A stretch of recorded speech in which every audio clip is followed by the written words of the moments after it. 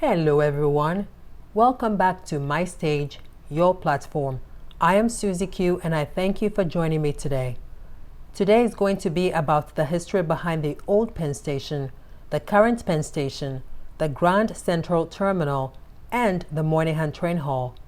If you are new to My Stage, Your Platform, please do not forget to hit the subscribe button on the right corner of this video.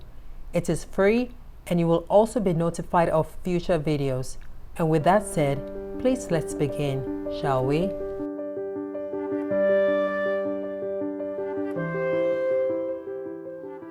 Once upon a time, in the beginning of an early century in America, the economy was burgeoning with growing strength.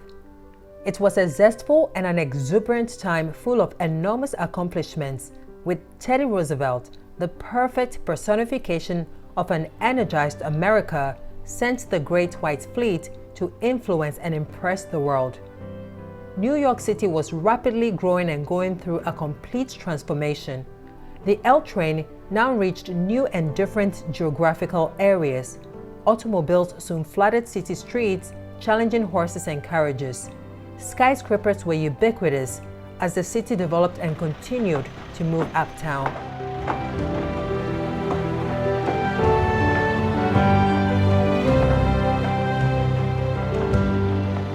At this time on 42nd Street, the New York Central Railroads will also build its Grand Central Station, then called Grand Central Depot.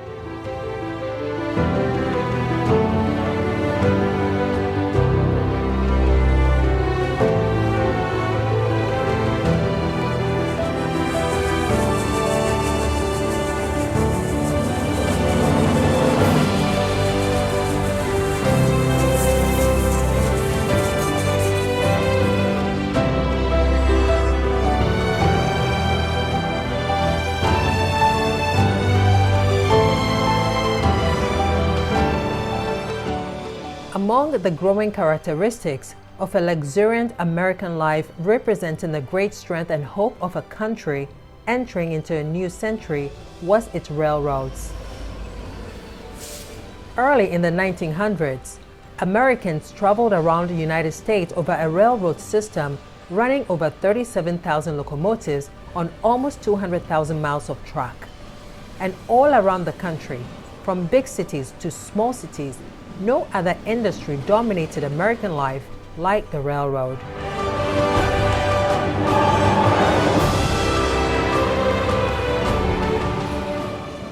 Of over 1,200 different railroad systems in America at the turn of the century, none was co-equal to the Pennsylvania. The Pennsylvania, or the Pennsy, as it was known, had its headquarters in Philadelphia, in Pennsylvania, a state where steel mills and mining were well established at the time. It was how they got the name Pennsylvania because they were located and operated in the heart of Pennsylvania.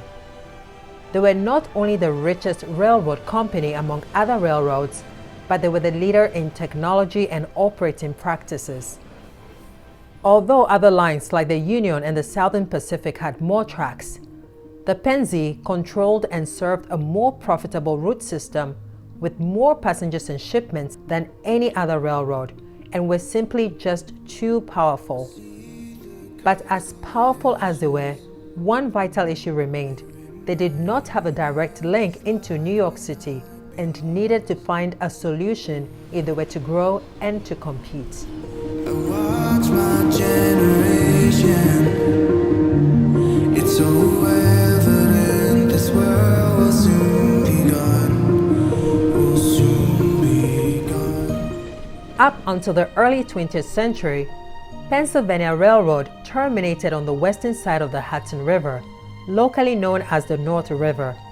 In 1871, they leased the United Canal and Railroad Companies of New Jersey and built a big terminal at the Exchange Place in Jersey City, New Jersey, on the west bank of the Hudson, where they could look across the Hudson River into New York City. They had steamed ferry boats, which transported the Manhattan-bound passengers across the Hudson River for the final stretch of the journey into New York City.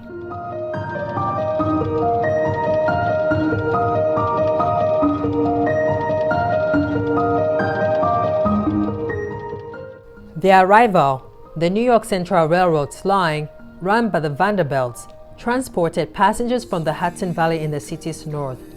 They ran along Park Avenue in Manhattan and terminated at Grand Central Depot, later Grand Central Terminal at 42nd Street and Park Avenue. With the New York Central Railroads having their own terminal on 42nd Street, the Pennsylvania Railroads could not accept the fact that they were lacking a direct link into the most important city in the world. After all, they were the Pennsylvania, the greatest railroad in the country. They couldn't just let their rival continue to dominate the greatest destination in the nation. They had a legacy to build and a reputation to protect. Passengers whose final destination was Manhattan saw this as an inconvenience, especially to those who got seasick on the final stretch traveling on the ferry across the West Bank in New Jersey into Manhattan. Another problem the Pennsy faced then was the lack of a direct connection to New England railroads like the New Haven. I see the constellations. They remind me that this life cannot be lost forever. I watch my generation. It's so evident this world will soon be gone. Will soon be gone. There were many proposals for a cross-Hudson connection in the late 19th century, but financial trepidations in the 1870s and 1890s scared off potential investors. Besides, none of the proposals during this time were considered feasible. The Pennsylvania Railroad considered building a rail bridge across the Hudson, but the state of New York insisted that a cross-Hudson bridge had to be a joint project with other New Jersey railroads, which were not interested.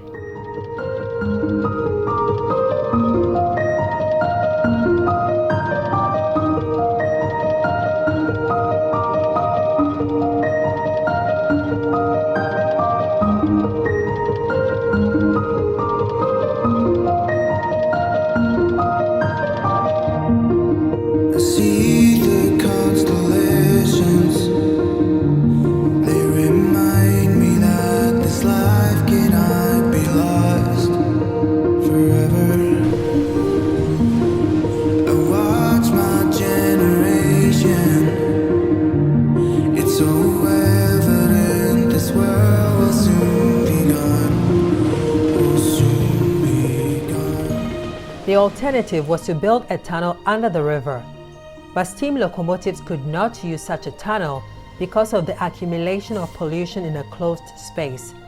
Besides, after July 1, 1908, the New York State Legislature prohibited steam locomotives in Manhattan. Still, the Pennsylvania Railroad had to find a way besides ferry boats to transport about 72 million passengers across the Hudson by either building a bridge or a tunnel, and in a manner that was deserving of its greatness. The river at the point of the Pennsylvania ferry crossings was almost a mile wide and 65 feet deep, factoring in the strong tide. In 1899, a civil engineer, Alexander Johnstoncassatt, was appointed as president of the Pennsylvania Railroad. He immediately set out to make great improvements within the railroad and to find a solution to the Manhattan access problem. At last, the idea of a Midtown Manhattan Railroad hub was formulated in 1901 when the Pennsylvania Railroad took interest in a new railroad approach recently completed in Paris. In the Parisian railroad strategy, electric locomotives were substituted for steam locomotives prior to the final approach into the city. The president of the Pennsylvania Railroad, Alexander Johnstoncassatt, was visiting Europe at the time when his assistant, Samuel Ray, also a civil engineer working on the Manhattan Access Project with Cassatt, cabled him to stop at Paris and have a look at the new electrified tunnel. Cassatt visited Paris and was so impressed that he adapted this method for the New York City area in the form of the New York Tunnel Extension project. He created and led the overall planning effort for this project. The Pennsylvania Railroad worked with the Long Island Railroad on the tunnel extension plans. The Long Island Railroad, which was established in 1834, lacked a direct line into Manhattan. They terminated on Long Island City on the opposite side of the East River and only served the rural areas of Long Island. On the brink of declaring bankruptcy due to constant operational loss, the Pennsylvania Railroad seized that opportunity and expanded their operation into Long Island by purchasing a controlling share of the Long Island Railroad in 1901. They acquired majority control of the Long Island Railroad so that one new terminal could be built in Manhattan rather than two. With their belief in the electric traction technology, the project was to include New York Penn Station, the North River tunnels crossing the Hudson River to the west, and the East River tunnels crossing the East River to the east, meaning the Pennsylvania Railroad would build tunnels under two separate rivers, something which has never been done before.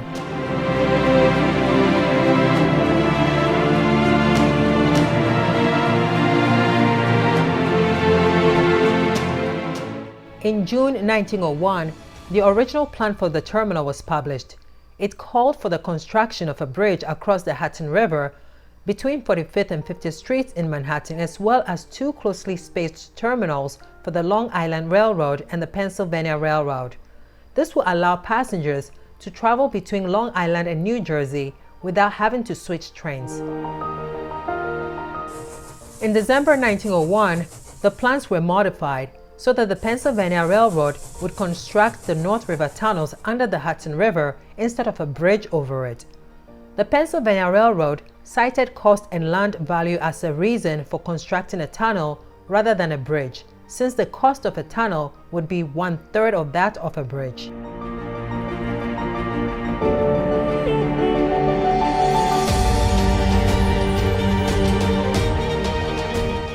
The New York City Board of Rapid Transit Commissioners quickly opposed the New York Tunnel extension. They were concerned about not having a jurisdiction over the new tunnels. The Interborough Rapid Transit Company also saw the New York Tunnel extension as a potential competitor to its as yet incomplete rapid transit service, so they too had an objection to the New York Tunnel extension. Initially, the city had declined to give the Pennsylvania Railroad a franchise because the city officials believed that the Pennsylvania Railroad needed to grant 13 concessions to protect city interests. The Pennsylvania Railroad ultimately conceded to 9 of the city's requests. The project was approved by the New York City Board of Aldermen in December 1902 by a 41-36 vote.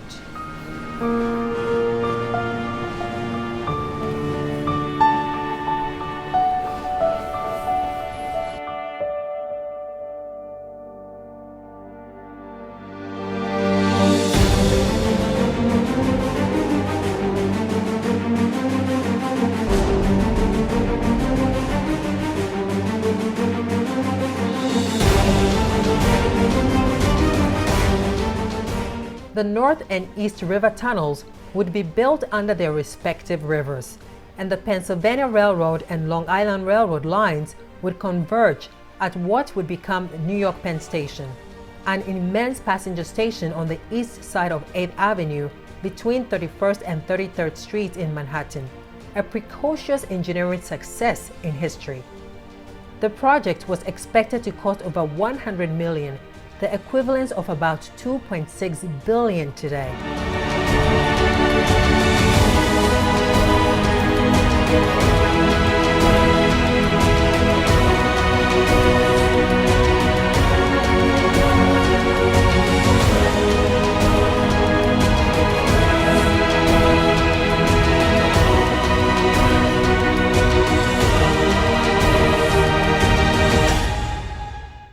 Cassatt's design for New York Penn Station was inspired by the Gare d'Orsay, a Beaux Arts style station in Paris, though he planned for the new terminal to be twice as large. He commissioned Charles McKim of the New York architectural firm McKim, Mead & White to design the station. McKim envisioned a space that would celebrate the entrance to one of the great metropolitan cities of the world. He studied the role of public buildings in ancient Rome, including the baths of Diocletian.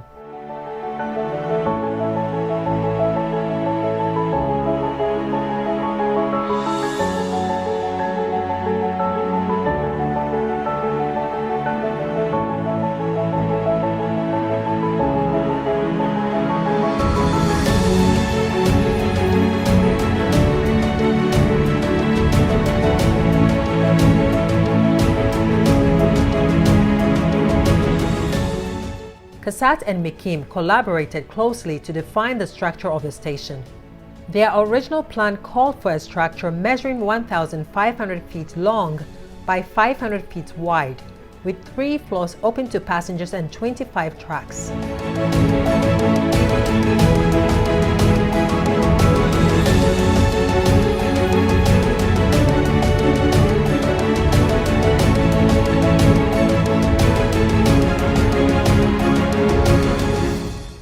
As part of the terminal's construction, the Pennsylvania Railroad proposed that the United States Postal Service construct a post office across the station on the west side of 8th Avenue. The U.S. government accepted the Pennsylvania Railroad's proposal in February 1903 and made plans to construct what would later become the Farley Post Office, which was also designed by McKim, Mead & White.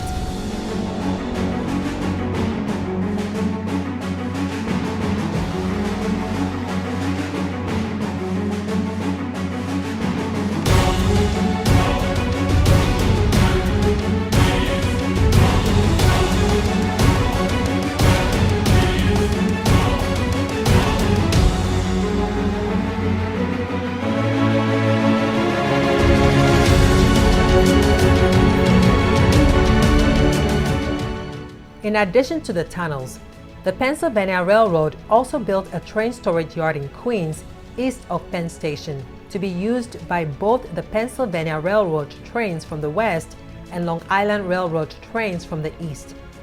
The purpose of the yard was to store passenger train cars at the beginning and end of their trips, as well as to reverse the direction of the locomotives that pulled these train cars.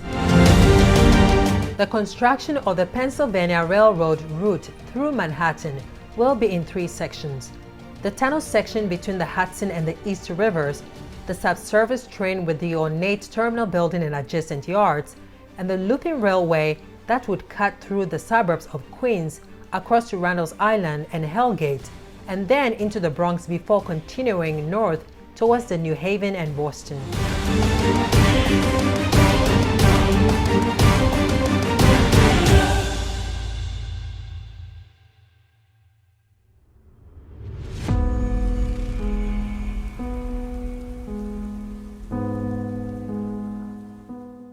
In late 1901 or early 1902, the land purchases for the station began. The Pennsylvania Railroad purchased a site bounded by 7th and 9th Avenue between 31st and 33rd Streets. They chose this site over other sites farther east, such as Herald Square, because these parts of Manhattan were already congested. They concluded that Penn Station would be better located along the eastern part of the site between 7th and 8th Avenue. The northwestern block bounded by 8th Avenue, 9th Avenue, 32nd Street, and 33rd Street were not part of the original plan.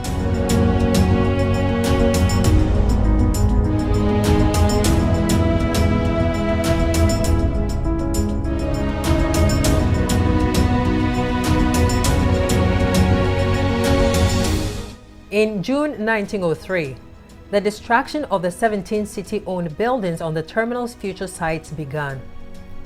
All 304 buildings within the 4-block area, which were owned collectively between 225 and 250 entities, were all purchased by November 1903. They also purchased land west of 9th Avenue in April 1904. This secured their complete ownership to all the land between 7th and 10th Avenues from 31st Street to 33rd Street.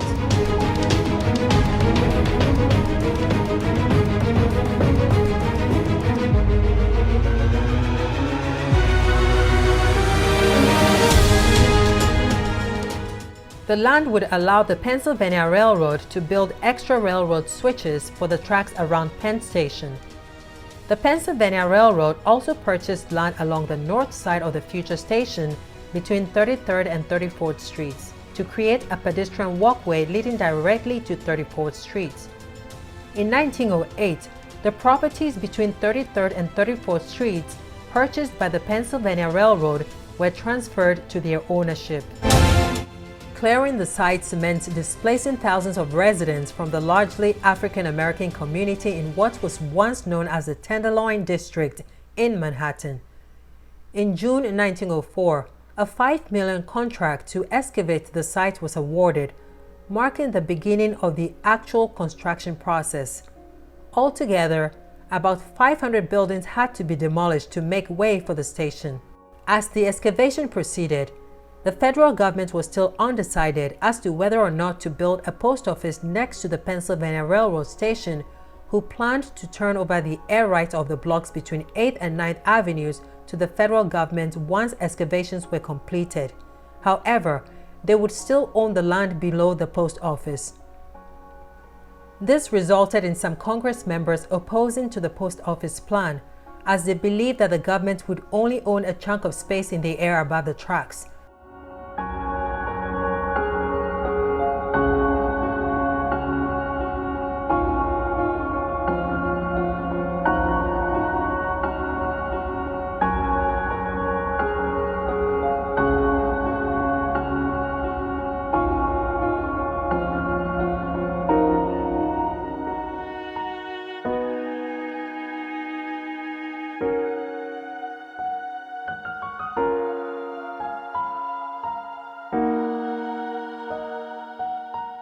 In the end, the postmaster of New York City, William Russell Wilcox, approved the post office anyway.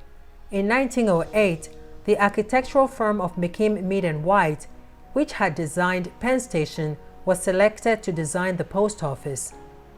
By this time, the excavations were near completion, and the structural steel for the post office building was being laid.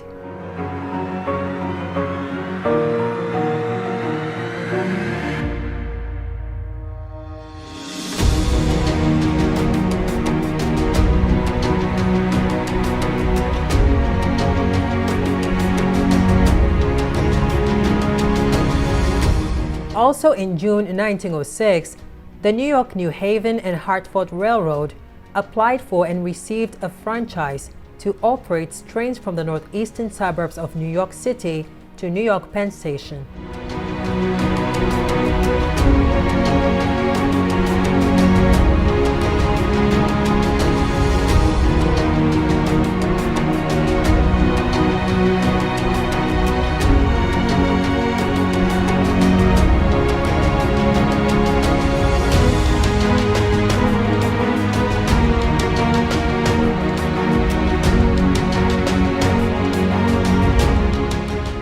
The New Haven would accomplish this by constructing a spur from the 4-track New Haven Railroad and New York Central Railroad main line in the Bronx. These railroads are now respectively the modern-day New Haven Line and Harlem Line of the Metro-North. The spur, now the Port Morris branch, would split north of Melrose Station in the South Bronx, then merge with the Harlem River and Portchester Railroad, now part of the Northeastern Corridor, just north of the Harlem River. The Harlem River and Portchester would pass from the Bronx and Queens via the Hell Gate Bridge, then continue south through Queens, eventually connecting to the East River Tunnels and Penn Station. The North River and East River Tunnels run almost in a straight line between Queens and New Jersey, interrupted only by the proposed Pennsylvania Railroad Station.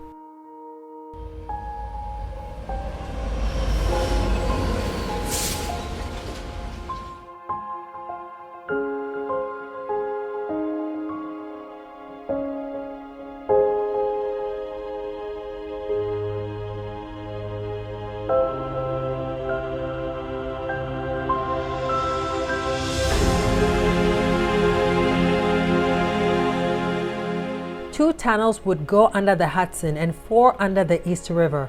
Each shaft will start from the opposite sides of the rivers and meet in the middle, a huge engineering undertaking for its time. The task was very difficult. They were to drill through soft materials like clay and sand on the bottom of the river and be drilled 40 feet below the low tide level to avoid damage and also to make sure that they could pass below existing piers.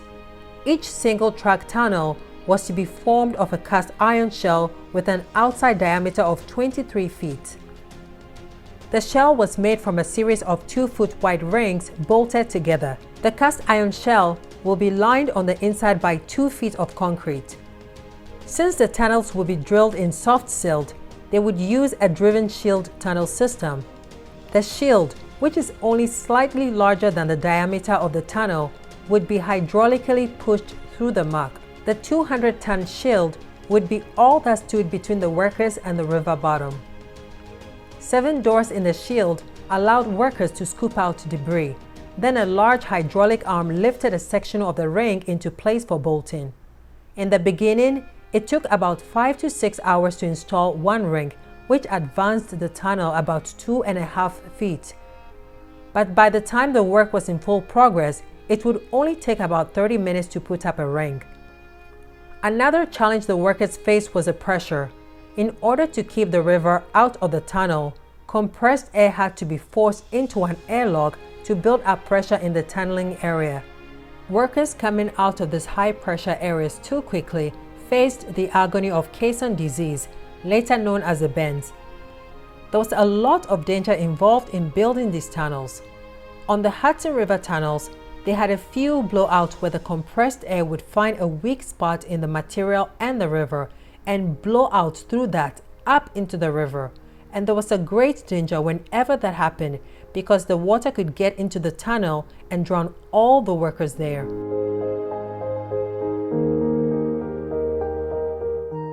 On the East River Tunnel, where they were very close to the bottom of the river, they had even more problems. At that time, there were a number of serious blowouts there and several fatalities from flooding of the tunnel. And in all of it, Cassatt tried to provide his workers with some comfort. Each man's locker was heated, so they wouldn't put on cold, wet clothes each day. He provided them with hot baths, a full-time doctor, and made sure that hot coffee was available to them 24/7. Less than 2 years after starting on the Hudson Tunnel, the two ends of the first tunnel will finally meet on September 12, 1906, 6 days ahead of schedule. According to the author of Manhattan Gateway, William D. Middleton, they were less than 1 inch from perfect alignment, an incredible feat considering the fairly primitive surveying techniques that were used. However, the other Hudson River tunnels and the 4 East River tunnels had to be completed. Concretes were poured and roadbed and track laid, and on October 9, 1906, construction was completed on the Hudson River tunnels. 2 years later, on March 18, 1908, construction on the East River tunnels was also completed. It wasn't until June 21, 1909, that Ray and his staff made the first crossing through the tunnel, not by train, but in an automobile. The first step of Alexander Cassatt's plan had been achieved. The rivers had been crossed, and finally, the Pennsylvania railroads had reached Manhattan. The only thing left to complete Alexander Cassatt's remarkable vision was the building of a magnificent train station which will become the gateway to New York City.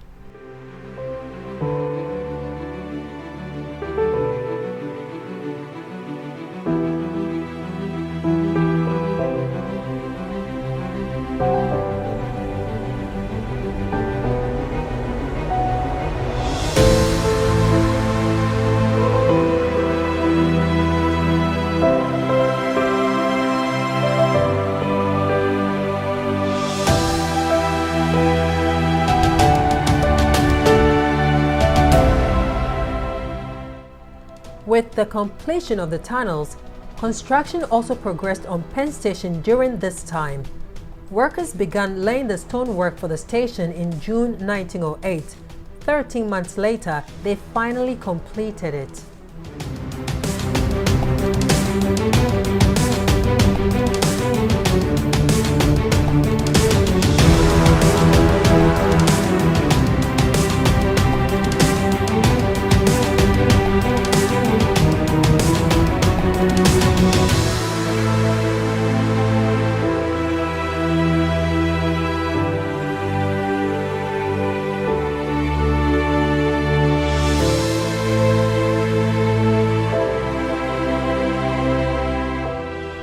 Because of how innovative the technology for the tunnels connecting to Penn Station was, the Pennsylvania Railroads shipped an actual 23-foot diameter section of the new East River tunnels to the Jamestown Exposition in Norfolk, Virginia, to celebrate the 300th anniversary of the nearby founding of the colony at Jamestown in 1907.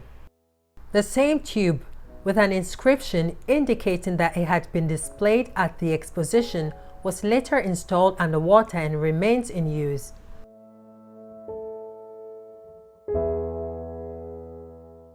On August 29, 1910, New York Penn Station was officially declared complete. A small portion of Penn Station was opened nearly 2 weeks later on September 8th in conjunction with the opening of the East River tunnels. As a result, Long Island Railroad riders gained direct railroad services to Manhattan. Prior to the opening of Penn Station, Long Island Railroad riders entered Manhattan via the 34th Street Ferry Terminal, where they could transfer to an elevated shuttle station.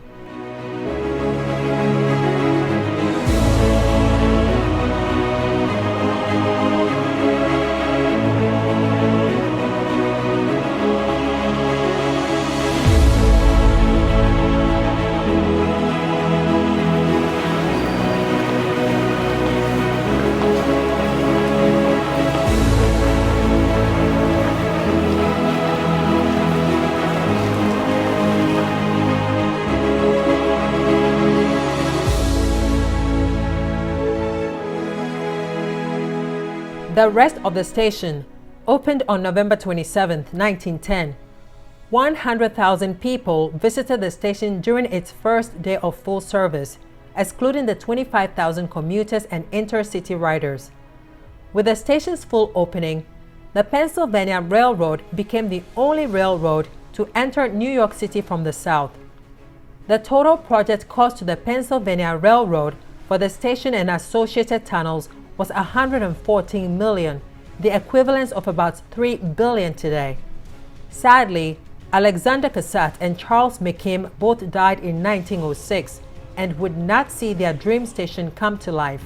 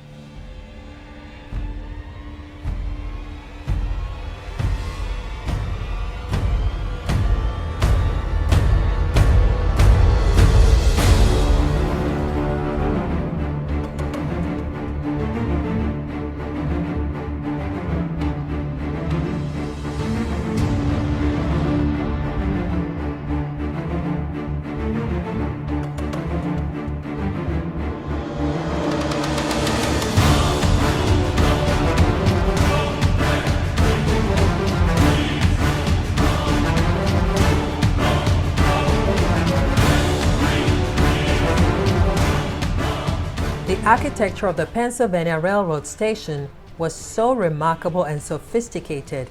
It featured a giant glass and steel train shed with booking hall and waiting rooms with natural lights. The entrances to 7th Avenue and 32nd Street featured a Milan style of shopping arcade and had dozens of high-end stores and boutiques. On either side of the structure were 263-foot wide carriageways from the streets, inspired by the Brandenburg Gate in Berlin, and served each of the two railroads that used the station. The north carriageway was for the Long Island Railroad, and the south carriageway was for the Pennsylvania Railroad, with each carriageway entrance covered by a 230-foot wide colonnade. The waiting room was considered the best asset to the station. It had a huge atrium accessed by a 40-foot wide stairs, and at the center of which stood the statue of the Pennsylvania president Alexander Johnstoncassatt.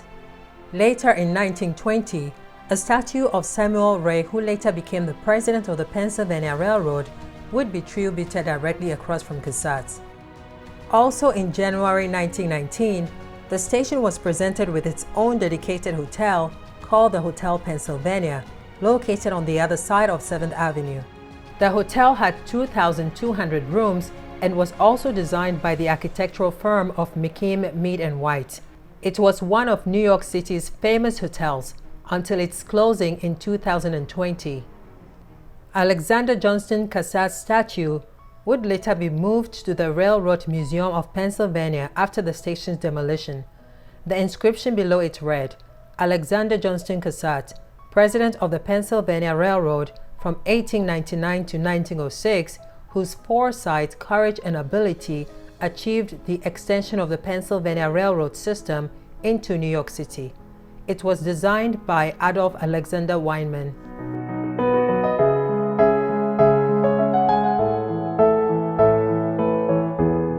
The artist Jules Guérin, who was commissioned for the Penn Station arts work, created 6 murals for the station. Each of his work were over 100 feet tall. The station also had 4 pairs of sculptures designed by Adolph Weinman titled Day and Night. These sculpture pairs, whose figures were based on model Audrey Munson, flanked large clocks on the top of each side of the building. The Day and Night sculptures were accompanied by 2 small stone eagles each. There were also 14 larger freestanding stone eagles placed on Penn Station's exterior.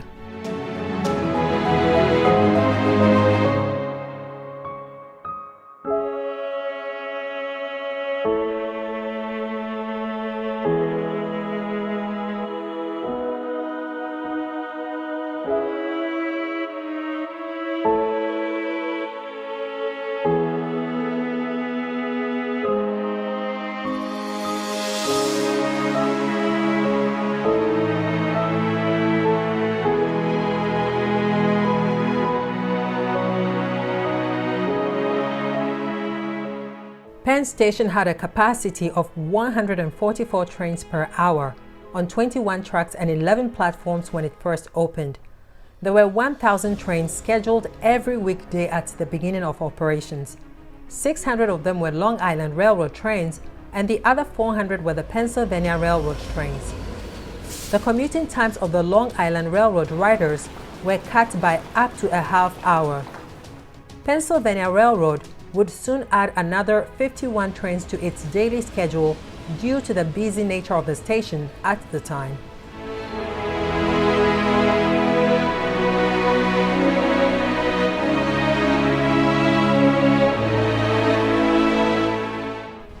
In 1917, the Hellgate Bridge finally opened, and the station began serving the New Haven trains to Westchester County and Connecticut. The Hellgate Bridge was designed by Gustav Lindenthal.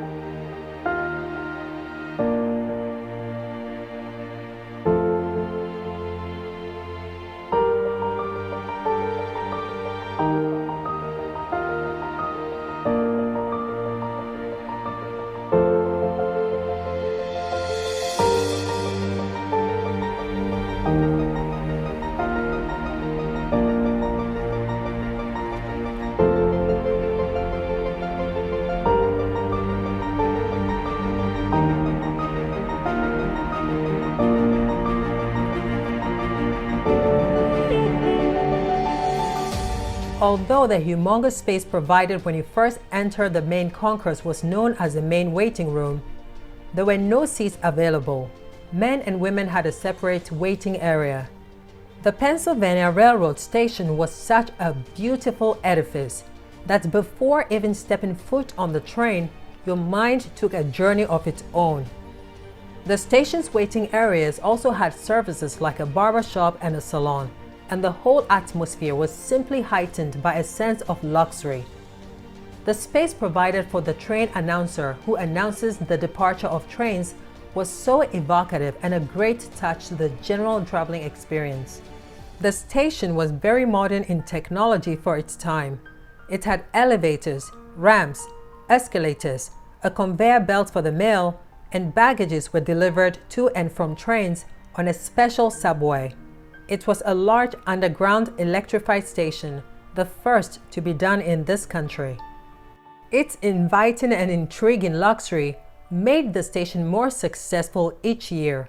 An important key to the station's success was the huge Sunnyside rail yard across the East River in Queens, where hundreds of trains were cleaned each day, restocked with food and supplies, before heading back to the station to begin services.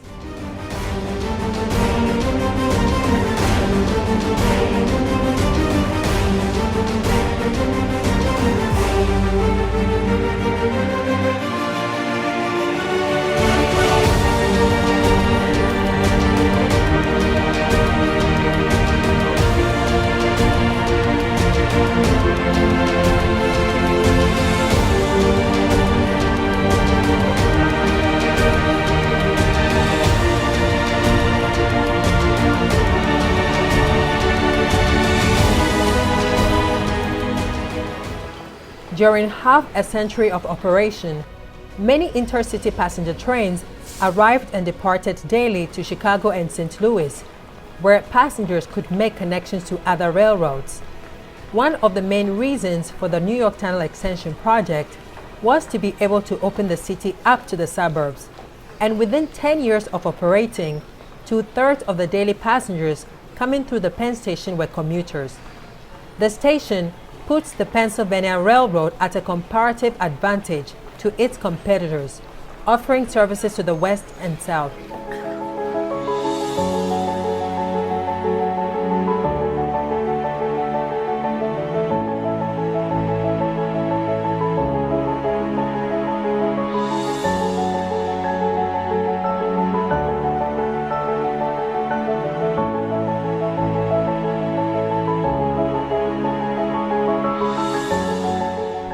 Penn Station was well maintained during its heyday and had very high status that whenever the President of the United States arrived in New York by rail, he would arrive and depart on tracks 11 and 12.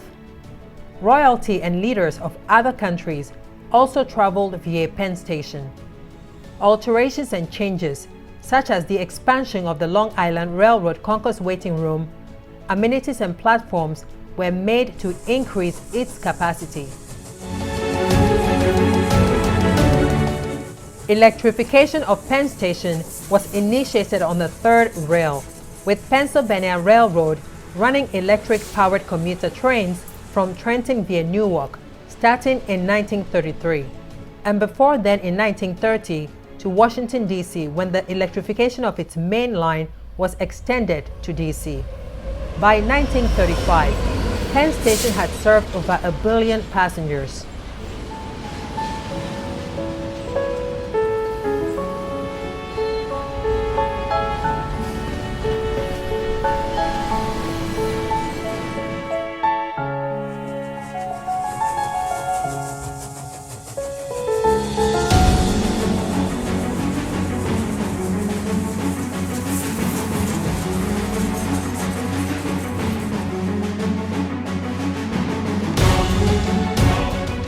The Pennsylvania Railroad services on the Broadway Limited which operated from Chicago to New York, offered passengers the ultimate luxury and services. No expenses were spared.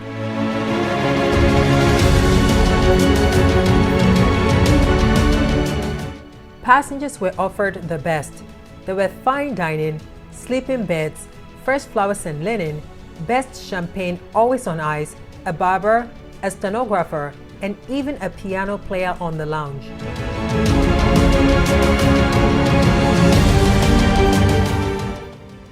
There were 4 chefs on board to prepare as many as 24 different dishes to popular guests like Charlie Chaplin, Sophie Tucker, Will Rogers, the Duke and Duchess of Windsor, Franklin Roosevelt, and many more.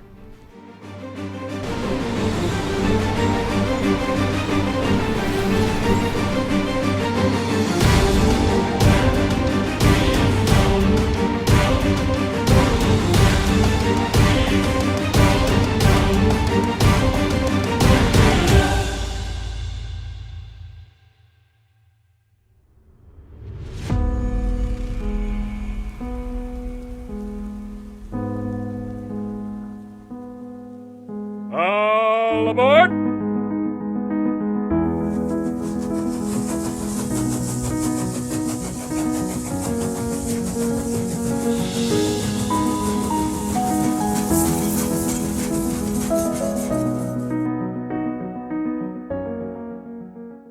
The Broadway Limited was also known for dramatically racing the arrival across town, the New York Central System.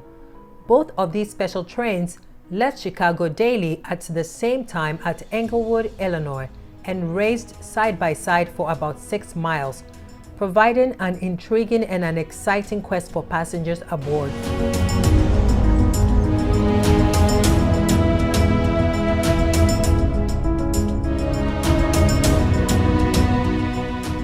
The Pennsylvania Railroad had about 3,000 employees to aid the tens of thousands of passengers moving through the station daily.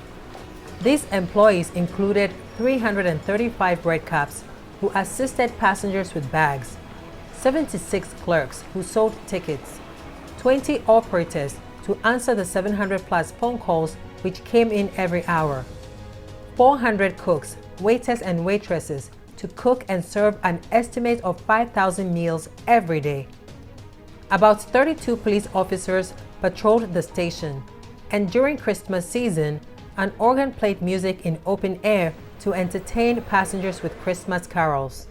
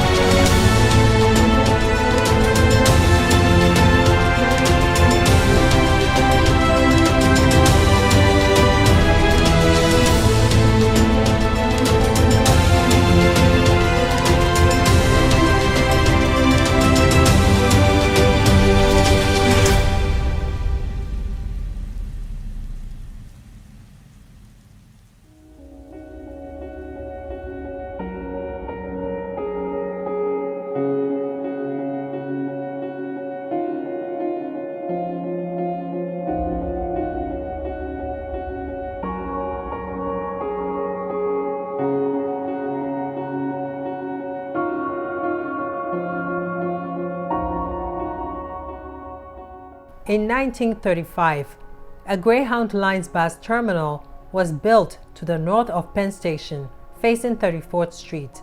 However, within a decade, the bus terminal had gone into decline and was frequented by low-level criminals and the homeless. The Greyhound bus terminal soon saw competition from the Port Authority bus terminal, located 7 blocks north of Penn Station. Opened in 1950, it was intended to consolidate bus service. Greyhound resisted for almost a decade afterward, but by 1962, it had closed the Penn Station bus terminal and moved to the Port Authority bus terminal.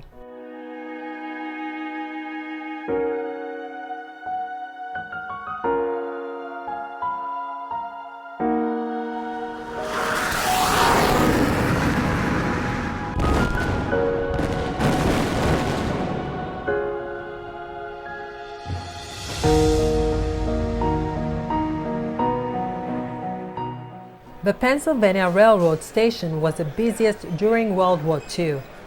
In 1945, more than 100 million passengers traveled through Penn Station. Sometimes, the soldiers slept on the giant 40-foot wide stairs in the main concourse while waiting for the departure of their train.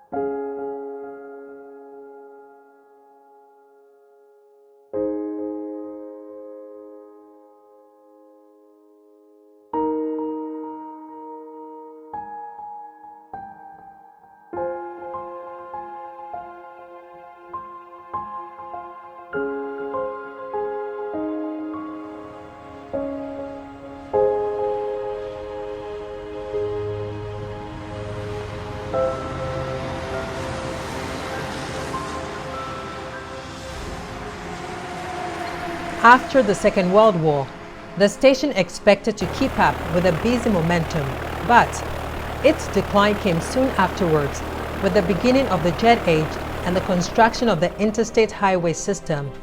It was very expensive to keep up with the upkeep of Penn Station.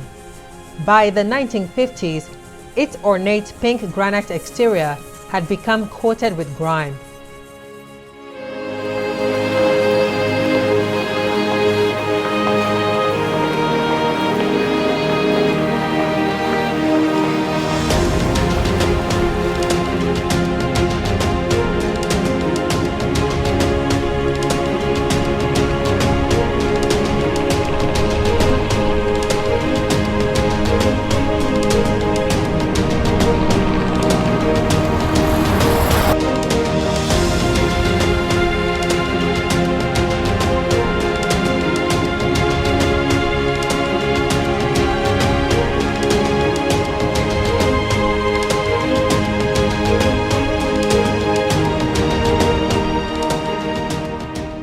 The Pennsylvania Railroad recorded its first ever annual operating losses in 1947, and intercity rail passenger volumes continued to decline dramatically over the next decade.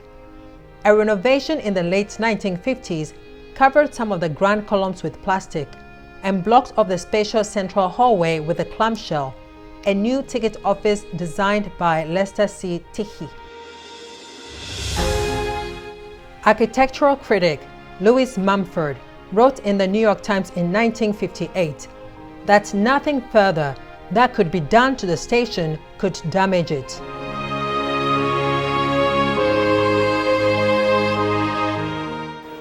Advertisements surrounded the station's 7th Avenue concourse, while stores and restaurants were crammed around the 8th Avenue site's mezzanine. A layer of dirt covered the interior and exterior of the structure, and the pink granite was stained with gray. Another architectural critic, Ada Louise Hustable, wrote in the New York Times in 1963 that the tragedy is that our own times not only could not produce such a building, but cannot even maintain it.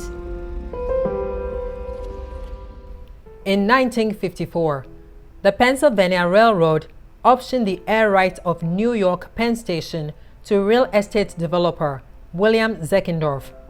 Initially, he had suggested that a World Trade Center be built on the two-block site of the main building. The option allowed for the demolition of the main building and the train shed, which would be replaced by an office and a sports complex. The station's mezzanines would be reconstructed, but the station's underground platforms and tracks would not be modified.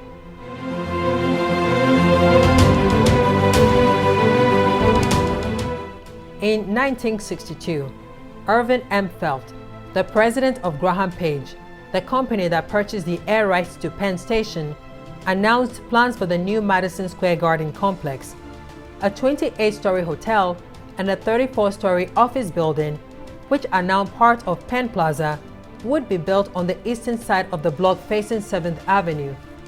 The arena would take up most of the block facing 8th Avenue to the west. In exchange for the air rights, Pennsylvania Railroad would get a brand new air-conditioned, smaller station completely below street level at no cost and a 25% stake in the new Madison Square Garden complex.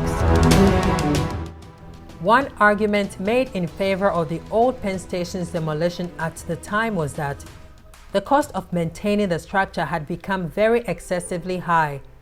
The Pennsylvania Railroad had to devote a fortune to its upkeep because of how grand the station was. The headhouse exterior had become somewhat grimy.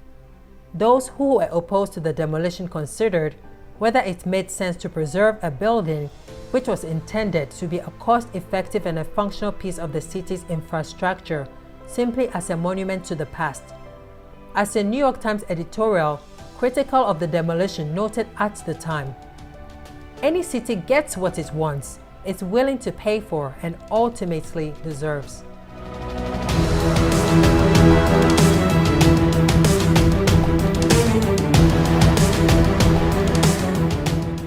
Modern architects rushed to save the ornate building, although it was contrary to their own styles.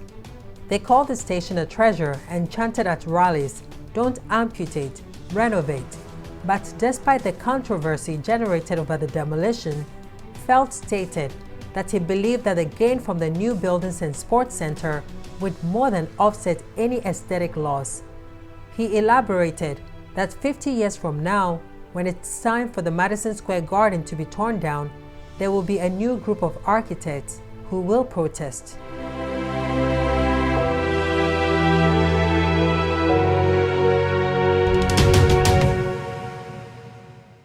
There were large public opposition to Penn Station's demolition, but in the end, on January 1963, the New York City's Department of City Planning voted to start demolishing the station that summer.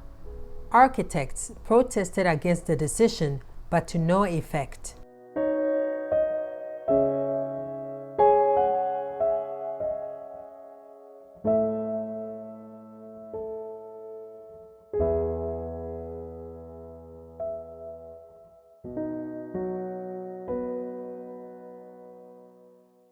In the late 1965, the first girders for the Madison Square Garden were placed. By the summer of 1966, the station was almost completely demolished except for the 7th Avenue entrance, and by late 1966, much of the new station had been built.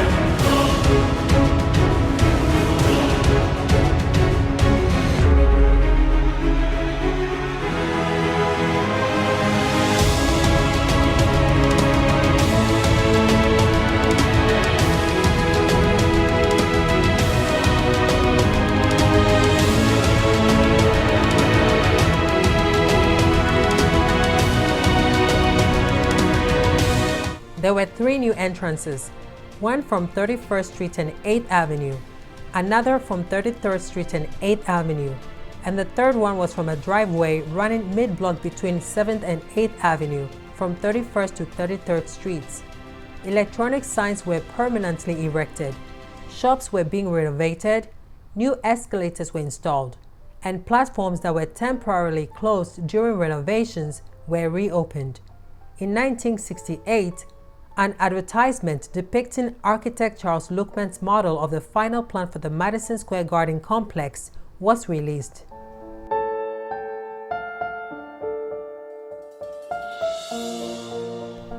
The demolition of the head house created an international outrage, even though it was justified as progressive at the time of declining rail passenger service. An editorial board in the New York Times wrote, "Until the first blow fell, no one was convinced that Penn Station really would be demolished, or that New York would permit this monumental act of vandalism against one of the largest and finest landmarks of its age of Roman elegance." A New Jersey Conservation and Economic Development Commissioner, Robert A. Rowe, after seeing the New York Times reporter Eddie Hausner's photograph of the sculpture Day by Adolph Alexander Wyman lying in a landfill in New Jersey Meadowlands, felt inspired to salvage some of the head house's sculptures.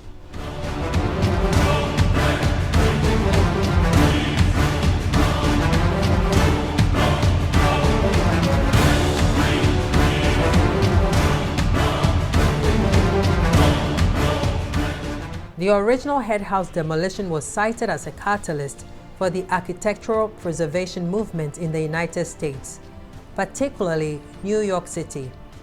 In 1965, 2 years after Penn Station's demolition began, the city passed a Landmarks Preservation Act, thereby creating the New York City Landmarks Preservation Commission. The New York City landmark was signed into effect by Mayor Robert F. Wagner, Jr.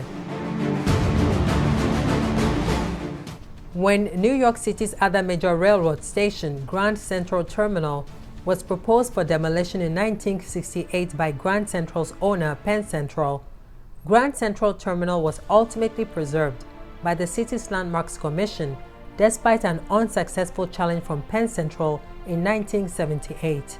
Today, Grand Central Terminal is one of the most visited stations in the world, with about 21.6 million visitors per year, excluding train and subway passengers. It is the largest train station in the world, with its name changed from the Grand Central Depot to Grand Central Terminal after it was rebuilt and reopened on February 2, 1913. The beautiful Beaux Arts building sits on 48 acres and has 44 platforms, more than any other railroad in the world.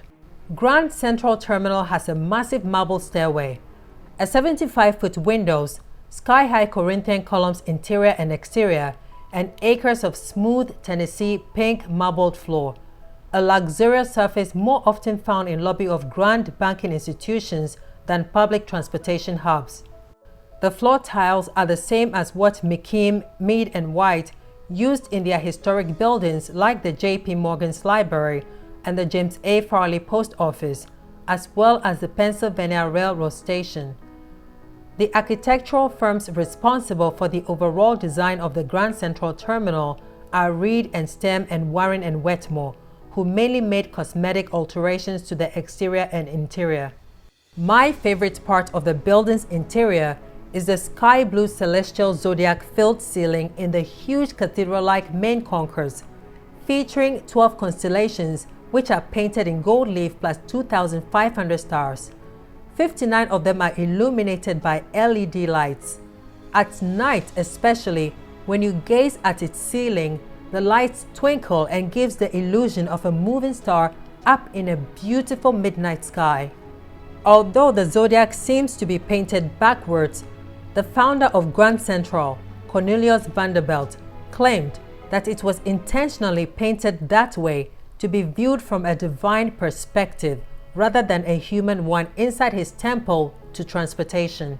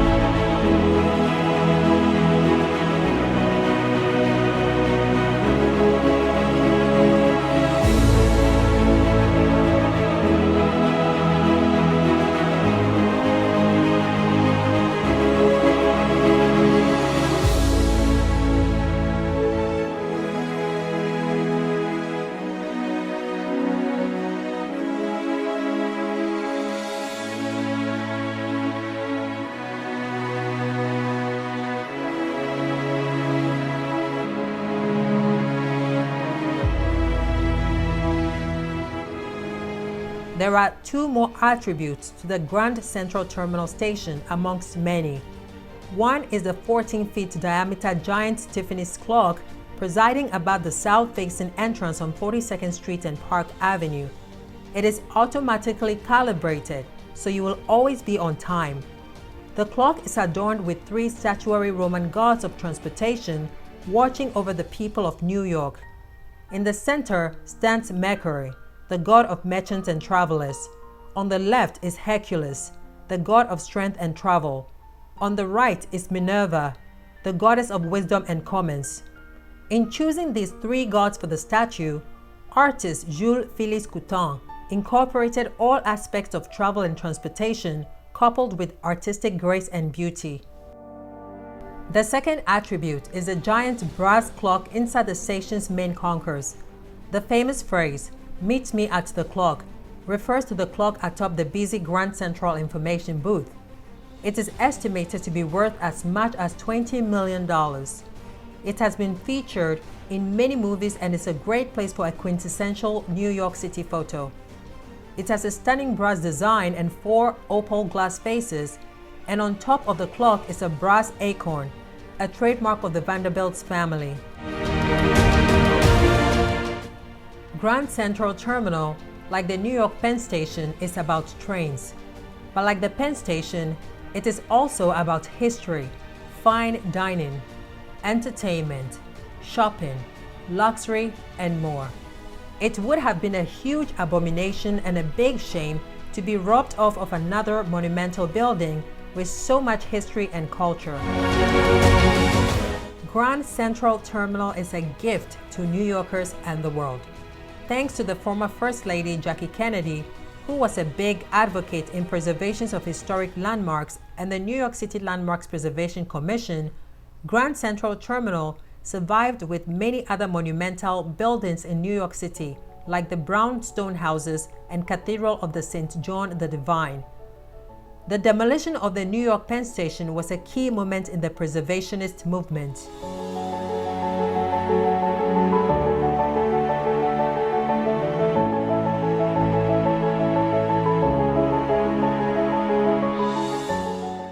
The replacement of the original Penn Station was built underneath Madison Square Garden at 33rd Street and 2 Penn Plaza. It has 3 levels, with the concourses located on the upper 2 levels. The train platforms are located on the lowest level. The 2 levels of concourses, while original to the 1910 station, were renovated extensively during the construction of the Madison Square Garden and expanded in subsequent decades.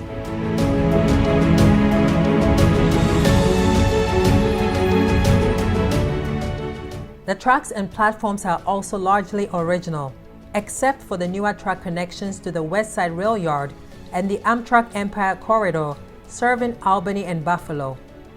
There are 3 areas of the station arranged into separate concourses for Amtrak, New Jersey Transit, which operates the former Pennsylvania Railroad commuter lines from New Jersey, and the Long Island Railroad.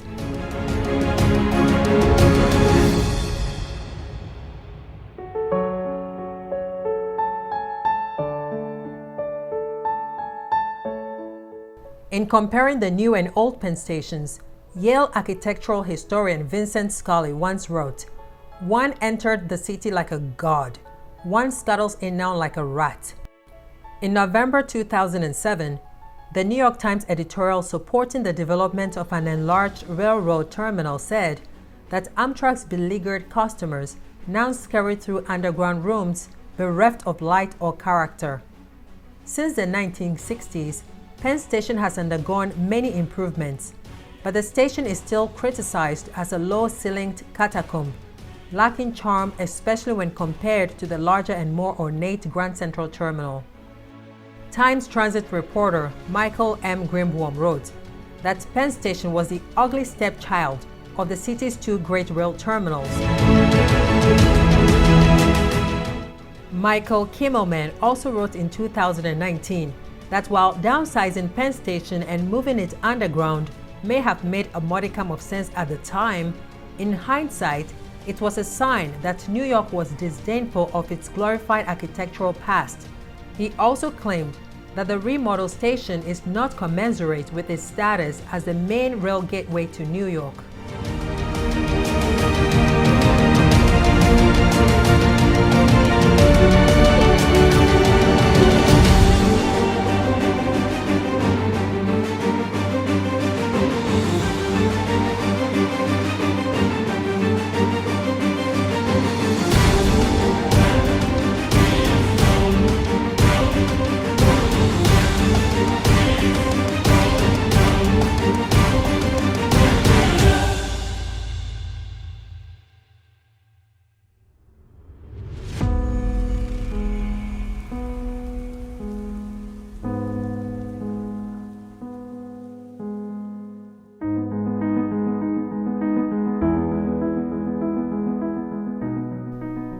In the early 1990s, U.S. Senator Daniel Patrick Moynihan began to champion a plan to rebuild a replica of the historic Penn Station. He had shined shoes in the original station during the Great Depression. He proposed building it in the nearby Farley Post Office building, which was designed by McKim, Mead & White in the Beaux Arts style, so the exterior of the Moynihan Train Hall will resemble that of the original Penn Station. The project had been in consideration since the early 1990s, with the first blueprints made public in 1993. However, several previous plans had failed because of lack of funding and logical difficulties. Amtrak withdrew as a tenant in 2004, but returned after the Farley building was sold to the New York State government in 2006. New Jersey Transit would have replaced Amtrak as the main tenant. In 1999, Senator Charles Schumer sponsored and passed a legislation formally naming the yet-to-be-constructed facility Daniel Patrick Moynihan Station in his honor. The Pennsylvania station has now been expanded. The project since remained Moynihan Trainhall and was split off into two phases. The first phase, involving the expansion of the pre-existing West End concourse in 2010, opened under the eastern part of the former post office in June 2017. The second phase, which consisted of expanding Penn Station's facilities into parts of the post office itself, opened in January 2021. This 486,000 square feet complex, located under the grand staircase of the post office and widened to serve 9 of Pennsylvania Station's 11 platforms, was necessary to alleviate congestion in the Penn Station. New street entrances were opened on the southeast and northeast corners of the Farley building. Located between 8th Avenue, 9th Avenue, 31st Street and 33rd Street in Midtown Manhattan, the station provides new access to most of Penn Station's platforms for Amtrak and Long Island Railroad passengers, serving 17 of the station's 21 tracks. Platforms serving the southernmost 4 tracks used by New Jersey Transit could not be extended to the new facility. The existing station house continues to provide alternate access to the Long Island Railroad and Amtrak, particularly at night when Moynihan Train Hall is closed. Plans also call for the facility to serve the Metro North, the main commuter railroad for New York City's northern suburbs, when the Penn Station Access project is complete. Before the COVID-19 pandemic, the complex had 650,000 daily riders.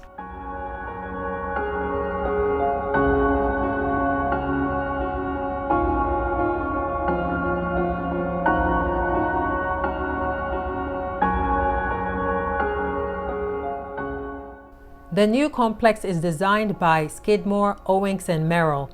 The $1.6 billion renovation restored the Beaux Arts Farley building, a designated landmark, and added a central atrium of a 92-feet tall glass skylight over a 31,000 feet passenger concourse. A 4-faced clock, measuring 12 feet tall and more than 6 feet across each of its sides, is at the center of the passenger concourse.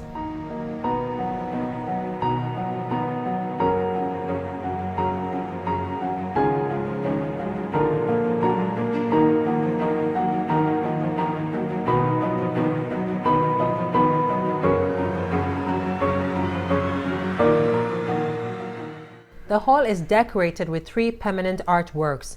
Kehinde Wiley designed a stained glass triptych on the ceiling named Go, a group of photographic panels and a sculptural group. At the 31st Street entrance, Elmgreen and Draxet, who live and work in Berlin, created the sculptural group called The Hive, which depicts skyscrapers hanging from the ceiling.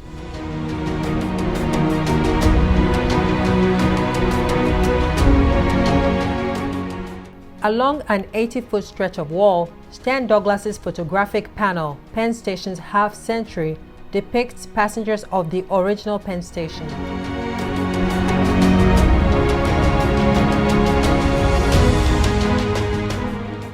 The station also includes 120,000 square feet of retail space, a 320-seat waiting area, and public restrooms.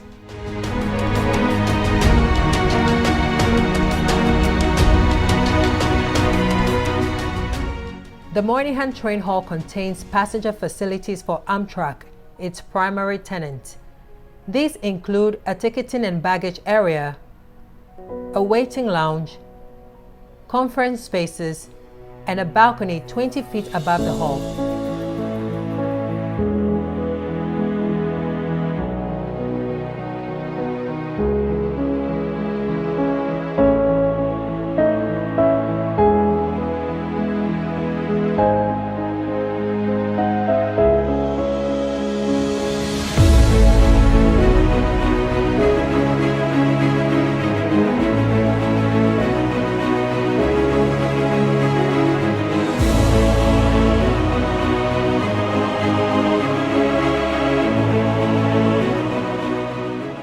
The completion of the hall increased the amount of space in Penn Station's concourse by 50%. When the hall opened, officials anticipated it to be used primarily by Amtrak passengers, which accounted for about 5% of daily ridership prior to the pandemic. The majority of Long Island Railroad, New Jersey Transit, and New York City subway customers were expected to continue using the old passenger facility, which are closer to the adjoining subway stations at 7th Avenue and 8th Avenue.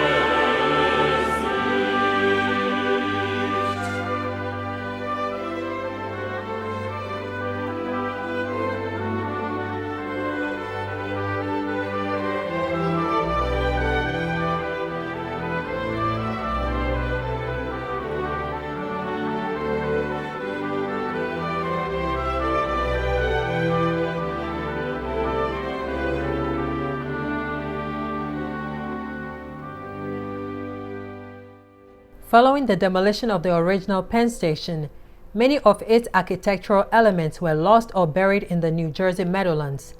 Some elements were salvaged and relocated.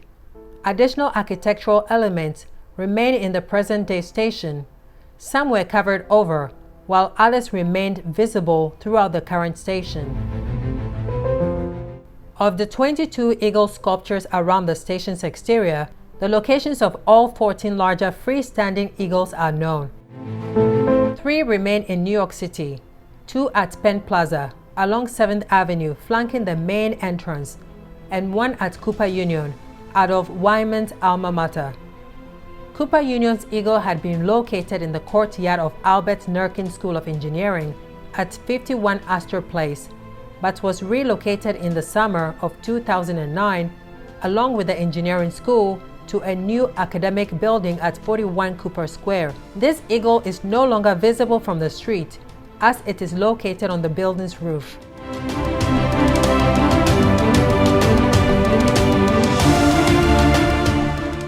Three eagles are on Long Island, 2 at the United States Merchant Marine Academy in Kings Point, and 1 at the Long Island Railroad Station in Hicksville, New York. 4 reside on the Market Street Bridge in Philadelphia, Pennsylvania, across from the city's 30th Street station. There are also individual eagles at 4 locations.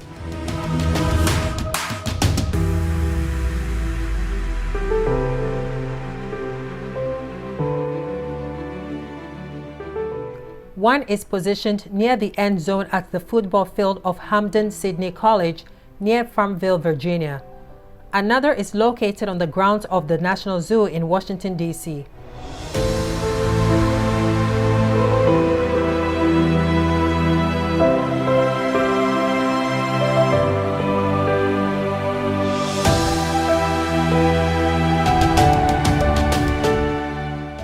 The other individual eagles are located in Vinyl Haven in Maine, as well as the Valley Forge Military Academy in Valley Forge, Pennsylvania.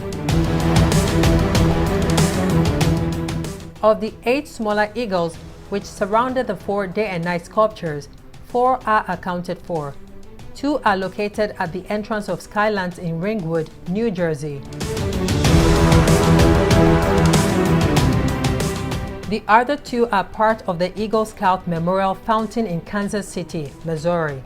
The family of Albert Fritsch, a Pennsylvania Railroad mechanic, owns a fragment of another eagle. 3 pairs of the day and night sculptures have been located. 1 of the 4 day and night sculptures still survives complete at Kansas City's Eagle Scout Memorial Fountain. A night sculpture was moved to the sculpture garden at the Brooklyn Museum. The other pairs of day and night sculptures were discarded in the Meadowlands. One of these pairs, recovered by Robert A. Rowe, was stored at Ringwood State Park in Passaic County, New Jersey. In the late 1990s, New Jersey Transit wanted to install the sculpture pairs at Newark Broad Street Station. However, this did not happen. A writer for the website Untapped Cities found the sculpture pair in a Newark parking lot in mid-2017. Another day sculpture was found in 1998 at the Connacht Recycling Corporation plant in the Bronx. The damaged sculpture had been stored at the recycling plant since at least the mid-1990s.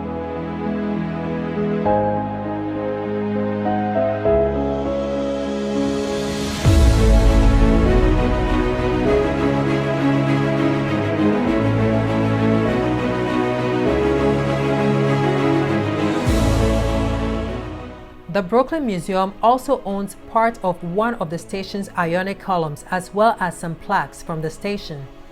The largest piece of the station that is known to have been salvaged, a 35-foot Doric column, was transported upstate to Woodridge, New York circa in 1963. The Doric column had been intended for an unbuilt college in Woodridge, the Verrazano College. However, the column remained in Woodridge once plans for the college was cancelled, since it was very unwilling to bring the columns back downstate. In addition, 18 of the station's 84 columns were supposed to be placed in Battery Park in Lower Manhattan. However, the columns were dumped in a landfill in New Jersey instead.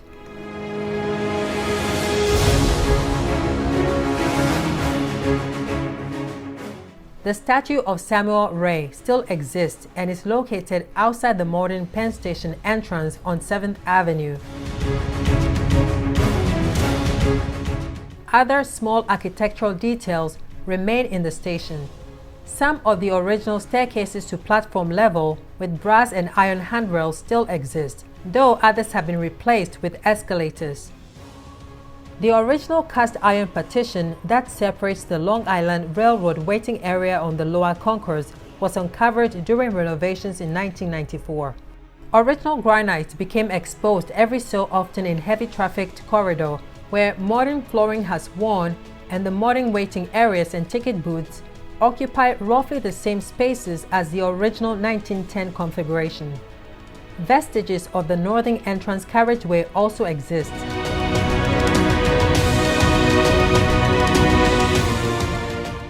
The modern station still maintains the structural underpinnings of the original station.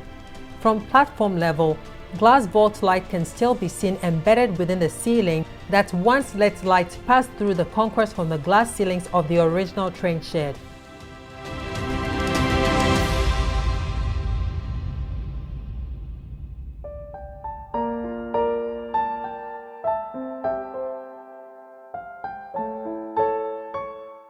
Part of the station's building still measures 160 feet long by 86 feet tall, with a pink granite facade in the Roman Doric style, and was designed by McKim, Mead & White. A wall runs from north to south, bisecting the building with power generating boilers west of the wall and power distributing equipment and offices to the east. The structure survived the demolition of the main station building, but was downgraded so that it can only provide compressed air for the switches in the interlockings under the station. In January 2020, a southward expansion of Pennsylvania Station to be called Penn South was proposed. The proposal would expand the track area south to West 30th Street and require demolition of the entire block upon which the building is located. The original Pennsylvania Station has been featured in several works of the media. For instance, Ruben Mamoulian's 1929 film, Applause, depicted the station in a scene between the main character and her daughter. Several scenes in the 1945 film, The Clock, also took place in the Pennsylvania Station, though they were shot on MGM Stage 27 due to World War II cost constraints.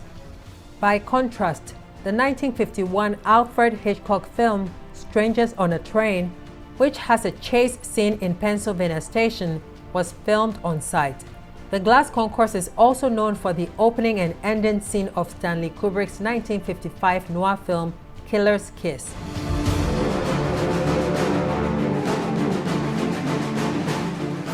After Pennsylvania Station was demolished, it was recreated for a scene in the 2019 film Motherless Brooklyn.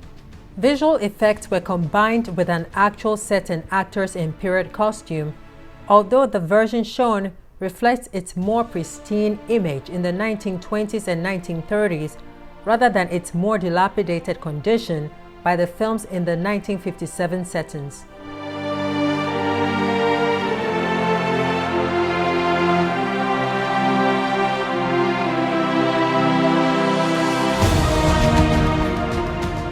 And so, it all begun that the Pennsylvania Railroad and the Grand Central Depot both wanted to build a terminal that would celebrate the entrance to one of the greatest metropolitan cities of the world, New York City. But in the end, only one great terminal still stands tall and proud, the Grand Central Depot, which we all know today as Grand Central Terminal, the only grand gateway left into New York City.